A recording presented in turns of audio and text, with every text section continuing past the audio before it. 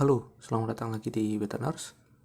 Pada video kali ini kita akan membahas tentang menghitung tetesan infus. Jika pada video sebelumnya kita sudah membahas tentang 10 materi yang lainnya, pada video kali ini kita akan berfokus pada GCS dan menghitung infus. Ya, kemarin ada banyak pertanyaan atau ada banyak komen di video saya yang terakhir tentang tingkat kesadaran daripada pasien. Jadi untuk menjawab hal itu, saya ingin menyarankan bagi teman-teman untuk mengerti dulu apa pengertian dari kompos mentis, apatis, delirium, somnolen, sopor, semikoma, dan koma. Karena banyak sekali yang tertukar antara delirium dan somnolen. Untuk itu, kompos mentis yaitu kondisi seseorang yang sadar sepenuhnya. Otomatis nilai GCS-nya itu adalah 15 sampai 14, tidak diragukan lagi ya. Yang kedua, apatis yaitu kondisi seseorang yang tampak segan dan acuh tak acuh terhadap lingkungannya. Ya, ini sudah masuk ya. Kemudian yang ketiga, tingkat yang ketiga yaitu delirium. GCS-nya itu 11 sampai 10 yaitu kondisi seorang tampak gaduh, gelisah, kacau, disorientasi serta meronta-ronta. Kemudian somnolen yaitu kondisi seorang yang mengantuk namun masih dapat sadar bila dirangsang, tetapi bila rangsangan berhenti akan tertidur kembali. Menurut teman-teman, di antara somnolen dengan delirium ini, mana yang harus duluan? Apakah somnolen dengan seseorang yang harus kita bangunkan dulu, atau delirium, seseorang yang memang sudah bangun tapi dia tampak gelisah atau kacau? Menurut teman-teman, tingkat kesadaran yang masih bagus itu yang mana? Ya, tentu saja itu tingkat kesadaran yang masih bagus itu adalah yang delirium, karena kondisinya itu dia masih sadar, hanya dia tampak kacau, gelisah, disorientasi, dan meronta-ronta. Sedangkan somnolen harus dibangunkan dulu baru dia bisa sadar. Jadi sudah jelas ya terkait dengan tingkat kesadaran ini, dimulai dari kompos metis yaitu GCS-nya 15 sampai 14, kemudian apatis tingkat kesadaran itu 13 sampai 12, kemudian delirium tingkat kesadaran itu 11 sampai 10, kemudian somnolen 9 sampai 7, sopor atau stupor 6 sampai 5, kemudian 4 semikoma, dan yang terakhir 3 itu koma. Jadi sudah jelas ya, untuk urutan tingkat kesadaran itu adalah seperti ini. Ya, selanjutnya kita lihat lagi sekilas dulu tentang ini. Terkait 3 poin utama dari GCS yaitu adalah mata, verbal, kemudian motorik. Yang pertama, untuk eye atau mata itu adalah 4, kemudian verbal adalah 5, dan motorik adalah 6. Untuk yang nilainya ini mungkin teman-teman sudah ketahui. Jadi untuk lebih memperjelas lagi, saya mungkin akan mengajak teman-teman untuk latihan soal pada soal yang berikut. Jadi teman-teman harap untuk perhatikan atau mempersiapkan pena dengan kertas supaya kita berlatih bersama-sama. Kita langsung masuk saja pada soal yang pertama. Nah, soal yang pertama, jika diberikan rangsangan nyeri, matanya terbuka. Kemudian dia untuk verbalnya tuh dia bicara secara kebingungan. Kemudian yang ketiga, motoriknya itu dia menghindari sumber nyeri. Dia punya GCS-nya itu berapa? Ya, sebelum video ini lanjut, saya ingin memperkenalkan paket materi SKB dari Beta Nurse. Jadi buat teman-teman yang ingin paket materi, di sini saya sudah siapkan 2 jenis paket materi untuk teman-teman. Yang pertama, ada paket materi SKB Kesehatan Umum. Jadi dengan hanya 45.000 saja, teman-teman sudah mendapatkan materi SKB Kesehatan Umum. Untuk rincian materi apa saja, nanti teman-teman bisa lihat di link deskripsi di bawah. Kemudian paket yang kedua, ada paket materi SKB Perawat, termasuk materi kesehatan umum, materi perawat, pembahasan lengkap FR 2018, dan 4 link tryout online. Nah, terkait untuk 4 link tryout online ini, teman-teman bisa akses kapan saja, berulang juga boleh. Kemudian per TO-nya ada 100 soal, di mix antara kesehatan umum dan perawat, totalnya ada 400 soal latihan. Jadi, untuk teman-teman yang ingin mendapatkan materi SKB kesehatan khusus perawat, teman-teman bisa menghubungi saya di nomor yang ada di deskripsi bawah juga.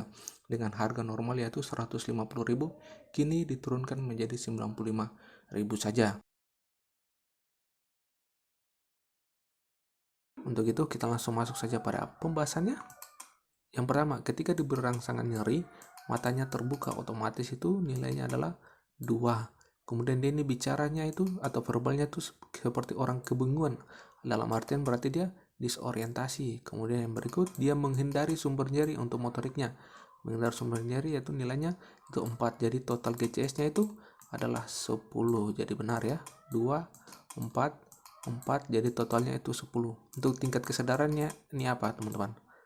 Ya, benar sekali, untuk tingkat kesadarannya adalah dia termasuk dalam golongan delirium atau kebingungan, yang mana nilainya itu adalah mulai dari 11 sampai 10.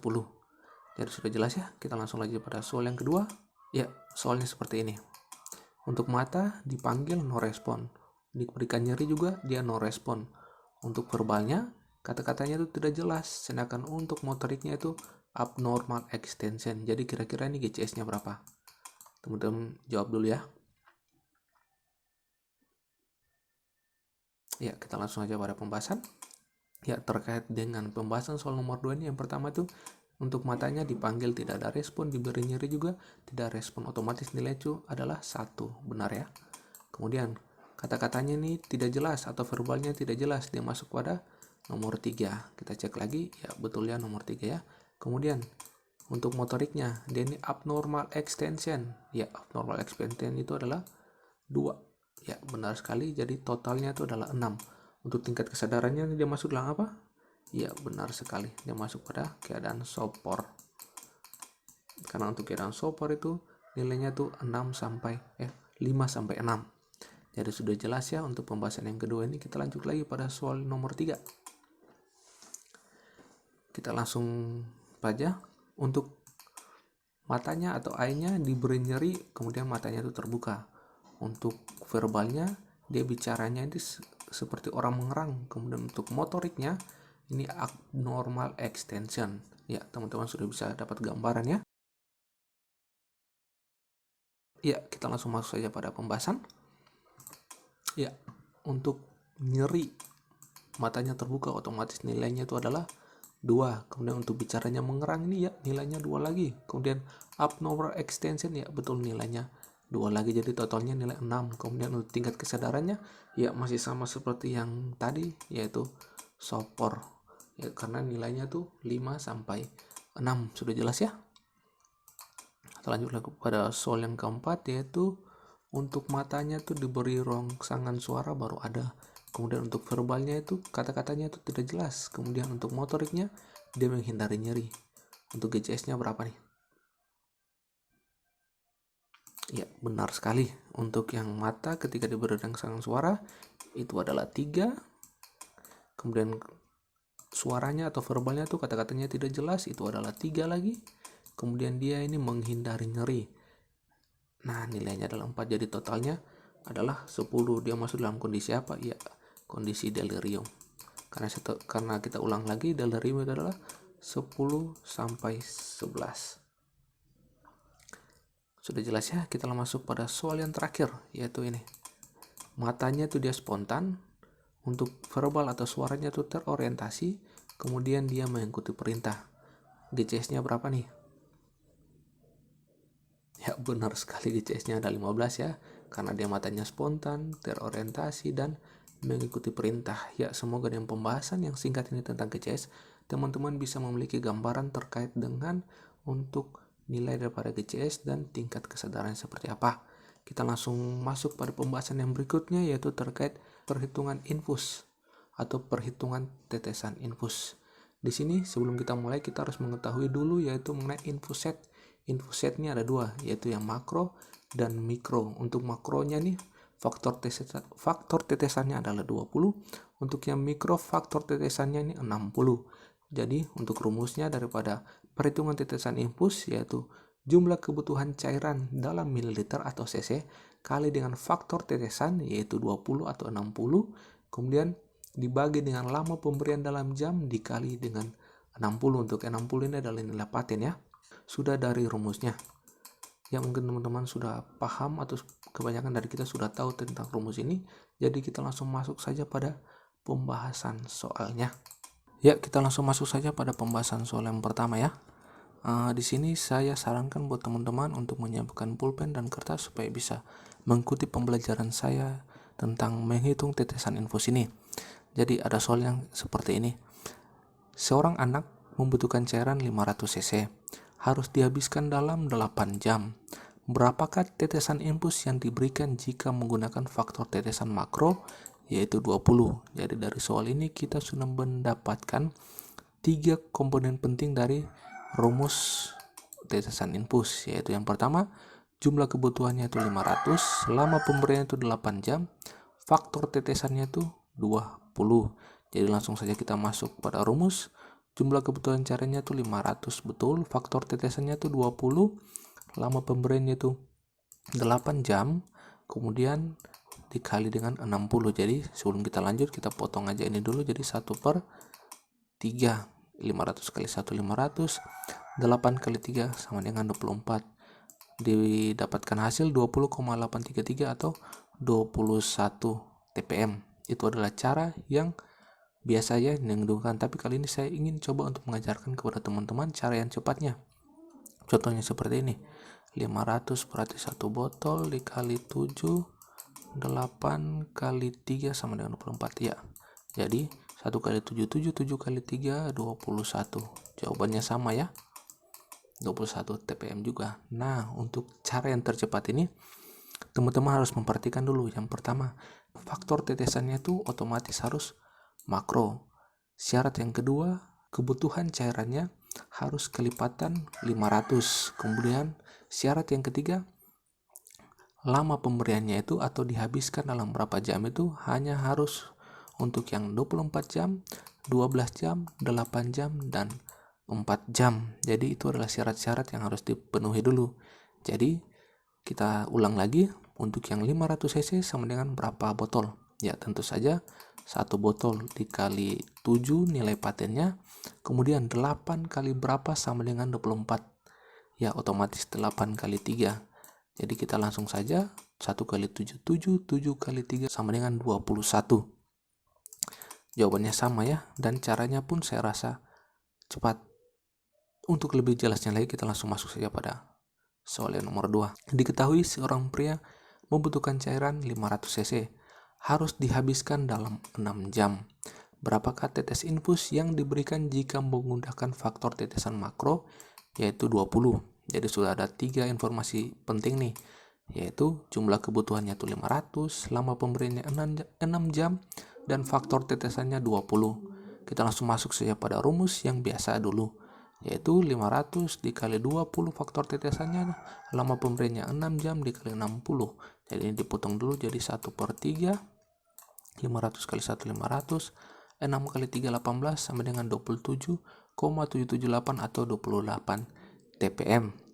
Kalau kita menggunakan cara cepat, kita harus ingat 500 cc dapat berapa botol? Ya otomatis 1 botol dikali 7 nilai patennya dikali 6 kali berapa sama dengan 24, otomatis 6 kali 4. Jadi sama dengan 1 kali 7, 7 kali 4 sama dengan 28. Iya, cepat sekali ya kalau menggunakan cara yang kedua ini. Tapi harus diperhatikan ya, faktor tetesannya itu harus makro. Kelipatan daripada kebutuhan cairannya itu hanya untuk yang 500, jadi 500, 1000, 1500, 2000 dan seterusnya. Kemudian lama pemberian atau dihabiskannya itu hanya dalam kurun waktu yang 24 jam, 12 jam, 8 jam, dan 6 jam. Karena apa? Kalau kita kali 24 kali 1 sama dengan 24. Ya, 12 kali 2 sama dengan 24. 6 kali 3 sama dengan 24. 6 kali 4 sama dengan 24, bisa juga 4 jam. Otomatis 4 kali yang di sini dirubah jadi 6 ya. Jadi 4. Jadi contohnya seperti ini. 1 kali 7 kali 6. Nah, nanti jawabannya ada. Kemudian bisa juga 2 jam, otomatis yang di belakangnya diganti dengan 12 jam. Tapi hanya disarankan untuk penggunaannya itu dalam kondisi kasus lama pemberiannya itu 24 jam, 12 jam, 8 jam, dan 6 jam. Kalau pembahasan saya terlalu cepat, saya sarankan teman-teman untuk mengulang video ini ya. Ya, kita untuk lebih jelasnya, kita lanjut lagi pada soal yang ketiga untuk lebih memperjelas lagi. Diketahui seorang pria membutuhkan cairan 1500 cc harus dihabiskan dalam 24 jam. Berapakah tetesan infus yang diberikan jika menggunakan faktor tetesan makro 20? Kita sudah dapat 3 informasi pentingnya. Langsung saja kita masuk pada rumusnya. Rumus yang biasa dulu ya. Jadi 1500 kebutuhan cairan dikali faktor tetesannya 20, lama pemberian 24 jam dikali dengan 60. Jadi ini kita seperti biasa potong 1/3. Jadi 1500, 24 kali 3 72, dapatnya 20,83 dan dibulatkan menjadi 21 TPM. Kalau kita menggunakan cara yang cepat seperti ini, 1500 itu berapa botol? Ya otomatis dia ada 3 botol. Kemudian dikali 7 nilai patennya, kemudian 24 jam, berarti 24 kali berapa dapat 24? Ya otomatis 24 kali 1, jadi sama dengan 3 kali 7 sama dengan 21 TPM. Ya caranya ini cepat sekali ya, tapi perlu diingat ya, sekali lagi cara yang cepat ini hanya bisa digunakan untuk yang faktor tetesannya itu makro, kelipatannya itu 500 untuk kebutuhan cairan, dan digunakan pada kondisi untuk dihabiskan dalam 24 jam, 12 jam, 8 jam, dan 6 jam. Ya teman-teman saya rasa teman-teman sudah semakin paham ya. Untuk itu kita langsung masuk lagi saja pada pembahasan soal yang keempat. Diketahui seorang pria membutuhkan cairan 1200 cc, harus dihabiskan dalam 7 jam. Berapakah tetesan infus yang diberikan jika menggunakan faktor tetesan 20?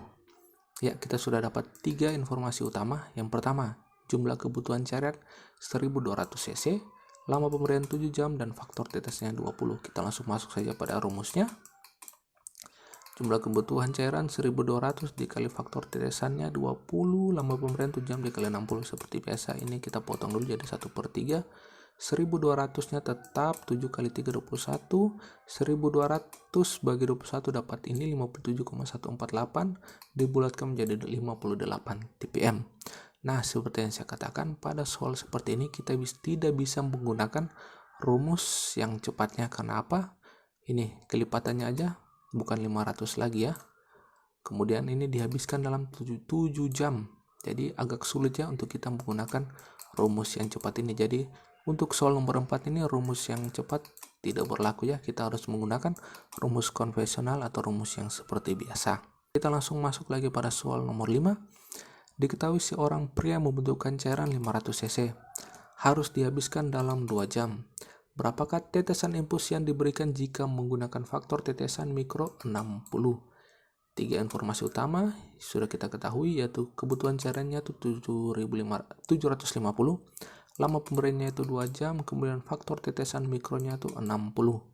Jadi otomatis kita langsung masuk pada rumus 750 kali 60 faktor tetesan, lama pemberian 2 jam dikali dengan 60. Ini kita potong saja habis, jadi 750 dibagi 2 sama dengan 375. Otomatis sudah langsung dapat jawabannya, yaitu 375.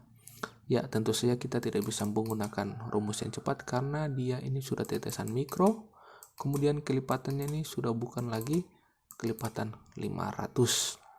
Teman-teman sudah bisa mengerti ya saat bagaimana kita harus menggunakan rumus yang cepat, saat bagaimana kita harus menggunakan rumus yang biasa. Lanjut pada soal yang ke-6. Diketahui seorang pria membutuhkan cairan 100 cc, dihabiskan dalam 1 jam. Berapakah tetesan yang diberikan jika menggunakan tetesan mikro 60 lagi? Jadi sudah dapat 3 informasi utama, 100 cc, 1 jam, dan 60. Jadi kita masuk pada rumus. Kebutuhan cairannya tuh 100, faktor tetesannya 60, lama pemberian 1 jam dikali dengan 60. Ini potong habis saja, jadi 100 bagi 1, otomatis jawabannya itu 100 tetes per menit. Jadi sudah jelas ya, untuk soal nomor 6 ini sekali lagi kita tidak bisa menggunakan rumus yang cepat. Karena apa? Ya mikro bukan kelipatan 500. Kita langsung masuk pada soal yang ke-7. Diketahui seorang pria membutuhkan cairan 120 cc, harus dihabiskan dalam 2 jam. Berapakah tetesan infus yang diberikan jika menggunakan tetesan mikro 60? Kita dapat 3 informasi utama lagi, yaitu 120 cc kebutuhan, 2 jam pemberian, faktor tetesannya mikro atau 60. Kita masuk pada rumusnya. 120 dikali 60 faktor tetesan dibagi lama pemberian 2 jam dikali 60 paten. Ini kita potong habis, jadi 120 dibagi 2 sama dengan 60 TPM. Jadi sudah dapat jawabannya ya, yaitu 60 tetes per menit untuk menghabiskan 120 cc dalam 2 jam dengan faktor tetesannya yaitu 60. Jadi untuk menggunakan rumus yang cepat otomatis tidak bisa karena dianya mikro, kemudian kelipatannya bukan 500. Kita langsung lanjut lagi pada soal yang ke-8. Diketahui seorang pria membutuhkan cairan 3200 cc, harus dihabiskan dalam 7 jam. Berapakah tetesan infus yang harus diberikan jika menggunakan faktor tetesan makro? Ya, kita dapat 3 informasi penting lagi, yaitu jumlah kebutuhan cairan 3200, pemberiannya itu 7 jam, faktor tetesannya itu makro. Jadi 3200 dikali 20 faktor tetesan dibagi 7 jam pemberian dikali 60 paten. Jadi ini kita potong jadi 1/3. Ini tetap 3200, ini jadi 21, dibaginya dapat 152,3809 atau dibuatkan 153 TPM. Sekali lagi kita tidak bisa menggunakan rumus yang cepat walaupun dia ini makro, tapi kelipatannya bukan 500 tapi dia sudah 3200. Jadi kelipatan 500 ini 500, 1000, 1500, 2000, 2500, 3000, 3500 dan seterusnya. Sudah jelas ya teman-teman ya, saya rasa ya. Kemudian yang ke-9, diketahui seorang pria membutuhkan cairan 2000 cc harus dihabiskan dalam 12 jam. Berapakah tetesan infus yang diberikan jika menggunakan faktor tetesan makro? Ya, kita perhatikan dia makronya masuk, dia 2000, otomatis kelipatan 500, kemudian dia 12 jam. Mudah dikalikan untuk menjadi 24. Jadi kalau kita menggunakan cara yang cepat seperti ini. 2000 cc otomatis dia dapat 4 botol. Jadi satu botol itu kita ketahui adalah 500 cc. Jadi 4 kali 500 sama dengan 2000 cc. Kemudian kita kali 7 nilai patennya. Kemudian kita kali 12 dikali berapa dapat 24. Ya otomatis 12 dikali 2 sama dengan 4 kali 7 kali 2. Ya 56 tetes per menit. Jadi teman-teman sudah bisa dapat gambarannya bagaimana saat yang tepat untuk menggunakan rumus yang cepat, atau juga teman-teman bisa menggunakan rumus yang biasa. Jadi untuk ketika teman-teman mendapatkan soal, kalau misalnya teman-teman bisa menggunakan rumus cepat ya tidak apa-apa, tapi kalau misalnya teman-teman kebingungan, saya sarankan untuk tetap menggunakan rumus yang biasa. Jadi sudah dapat jawabannya, yaitu adalah 56. Untuk memastikan mungkin teman-teman juga bisa cari dengan cara yang menggunakan rumus yang biasa untuk mencocokkan apakah jawabannya ini benar atau salah. Sudah jelas ya saya rasa ya. Kita masuk lagi pada pembahasan yang ke-10. Tapi pada pembahasan yang ke-10 ini saya kembalikan untuk teman-teman.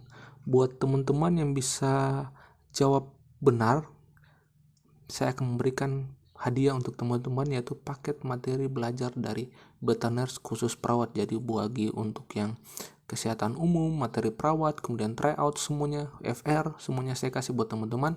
Asalkan untuk yang teman-teman memiliki 10 jawaban benar pertama, kemudian dapat like dari saya. Ke 10 orang itulah yang akan mendapatkan paket materi belajar dari Betaners secara gratis.